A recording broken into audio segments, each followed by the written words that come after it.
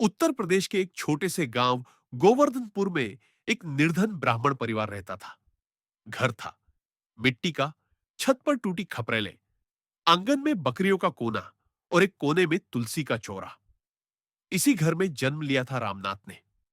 रामनाथ बचपन से ही समझदार और शांत स्वभाव का बालक था।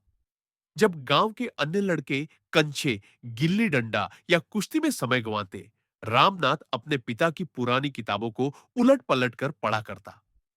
पिता गोविंद शास्त्री गांव में पूजा पाठ कर और बच्चों को पढ़ाकर जैसे तैसे घर चलाते थे। मां सावित्री देवी अक्सर भूखे पेट सो जाती, लेकिन बेटे की किताब के लिए कभी भी न टालती। रामनाथ की एक ही अभिलाषा थी, पढ़ लिख कर बड़ा आदमी बनना। लेकिन गरीबी उसका रास्ता हर मोड़ पर रोकती। कभी स्कूल की फीस के लिए पैसे नहीं होते, तो कभी परीक्षा में बैठने के लिए कलम नहीं होती। एक बार तो सिर्फ इसलिए उसे परीक्षा से वंचित कर दिया गया क्योंकि उसके पास पहनने लायक धोती नहीं थी। गांव के स्कूल में वह टाट पर बैठता, किताबों को बार बार पढ़ता, याद करता। मास्टर जी अक्सर कहते, रामनाथ, तुम में कुछ खास है। अगर शहर में जन्म लेते तो आज कहीं और होते। रामनाथ मुस्कुरा देता, लेकिन भीतर एक ज्वाला जलती। क्या सिर्फ जन्म से ही आदमी की किस्मत तय हो जाती है? फिर एक दिन जिला शिक्षा अधिकारी निरीक्षण पर आए। उन्होंने कक्षा में गणित और तर्क के कुछ कठिन प्रश्न पूछे। रामनाथ ने एक एक कर सबके उत्तर दिए, बिना रुके।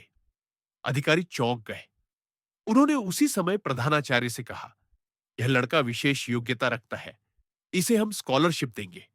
शहर के विद्यालय में दाखिला दिलवाइए। शहर का स्कूल, बड़ा भवन, अंग्रेजी शिक्षक, नई किताबें, नया जीवन, सब कुछ नया था रामनाथ के लिए। लेकिन संघर्ष वहीं का वहीं था। छात्रवृत्ति से फीस और किताबें तो आ गई, पर रहने और खाने की समस्या अब भी बनी रही। कई बार भूखे पेट स्कूल जाता, फुटपाथ पर बैठकर पढ़ाई करता, कभी ट्यूशन पढ़ाकर, कभी अखबार बांटकर अपने खर्च पूरे करता। वर्षों बीत गए। कड़ी मेहनत, दृढ़ संकल्प और अभिलाषा ने अंततः उसे मंजिल दिला दी। रामनाथ अब एक प्रसिद्ध प्रोफेसर बन चुका था। लोग उसे व्याख्यान देने बुलाते, छात्र उसे आदर्श मानते। लेकिन उसकी आत्मा अब भी गांव के उसी टूटे फूटे घर में थी, जहां से उसने सपने देखे थे। वह अपने गांव लौटा।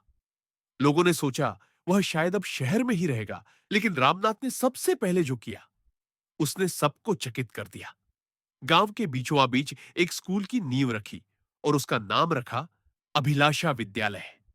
जब गांव वालों ने पूछा, बाबूजी, आप तो शहर में बहुत कुछ कर सकते हैं, यहां वापस क्यों आए? रामनाथ ने मुस्कुराकर कहा, मैं जानता हूं गांव की मिट्टी में कितने रामनाथ छिपे हैं, बस एक अवसर की प्रतीक्षा में। मैं उन्हें वह अवसर देना चाहता हूं जो मुझे किसी शुभ चिंतक से मिला था। अब वह खुद मास्टर जी बन गया था। जिन बच्चों के पास किताब नहीं होती, वह खुद उन्हें किताब देते। जिनके पास कपड़े नहीं होते, वह खुद सिलवा कर लाते। और जिनके पास सपने नहीं होते, उन्हें सपना देखना सिखाते। गांव का वह शांत लड़का अब सैकड़ों बच्चों की प्रेरणा बन चुका था। उसकी मां, जो कभी भूखे पेट सो जाती थी, अब गांव की सबसे सम्मानित महिला थी। पिता, जो अपनी टूटी चप्पल में पूजा करवाते थे, अब स्कूल के पहले अध्यापक बने। कहानी से सीख, असली शिक्षा वह है जो इंसान को इंसान बनाती है। अभिलाषा अगर सच्ची हो, तो वो पत्थर को भी मोम बना देती है। अपने सपनों को पंख दो और फिर वही पंख दूसरों को उड़ने दो।